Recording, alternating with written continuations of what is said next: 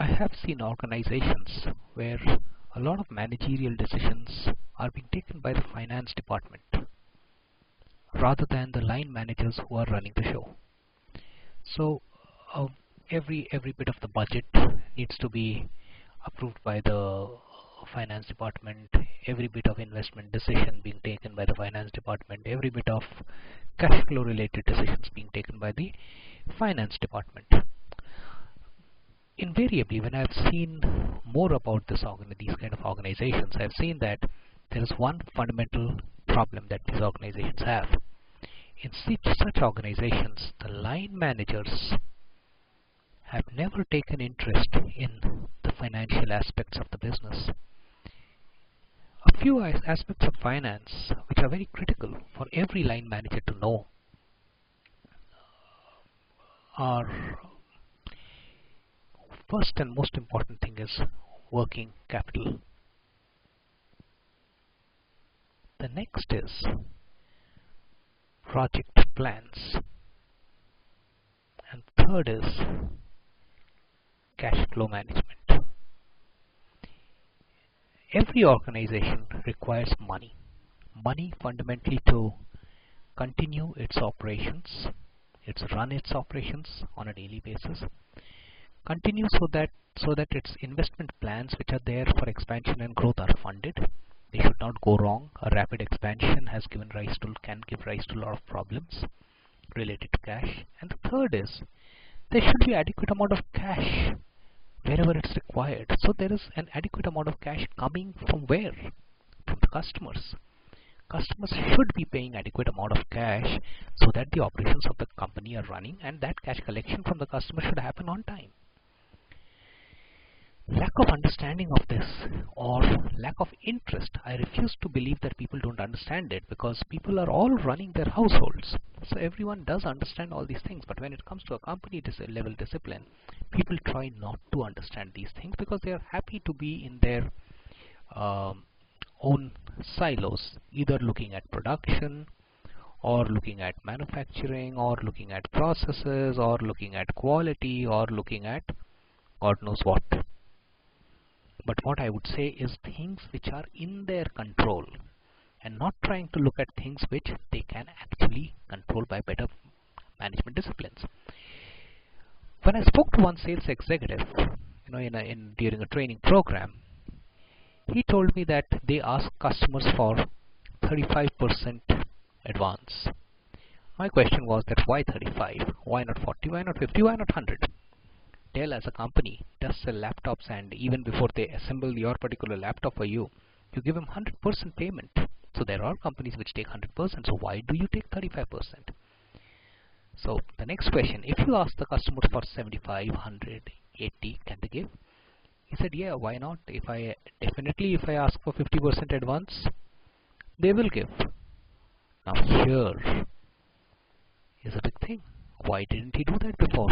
Post the program, that person, executive, started collecting all the 50% of the money in advance, and he said that I will try to get to 75 and 100%. Now, how does this thing help cash flow for the organization? How does this thing help reduce working capital for the organization? Is an important thing. Had this executive understood that before, he would have done that.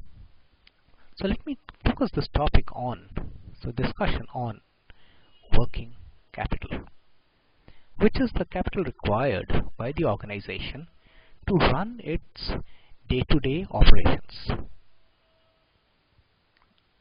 Now it needs to pay vendors, it needs to pay its bills for utility, it needs to purchase raw materials for its various operations that is carried out, it needs to pay salaries, and a company needs to pay the electricity bills, the utility bills, there are the taxes. All of this are various kinds of working capital requirement. Now, that the company has, and largely, of course, also mostly, it's calculated. If you look at the balance sheet, current assets minus current liabilities is the working capital requirement. Now, however, it's not that easy. Most of the companies are unable to manage their working capital requirement, and therefore what happens is that they need to borrow funds for working capital. Now, if an organization borrows funds for managing their working capital, what really happens is that these funds are borrowed at 12 to 14% per annum interest. Now, when this is done, automatically what happens is that the cost of interest, the interest cost for the organization goes up, and therefore the organization pays that much money out of the profits, operating profits that it makes. Now, yes, it is understood and accepted in the industry that working capital is a requirement. However, the challenge to the operating managers always is, how can you make the requirement of working capital nil or negative?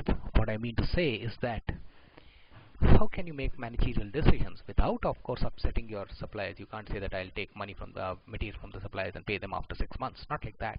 Without offsetting the fundamentals, how can you design your cash flow and your workflow in such a manner that you have a negative working capital situation? For example, what it means is that every order generates positive cash for the organization. Some companies which have been able to achieve very efficient working capital requirements. Efficient working capital is very high levels of efficiency. Here are Dell, which is I would say the landmark in this. You have Southwest Airlines. They go for lease and buyback of airlines, planes and all. This way they manage their capital flow.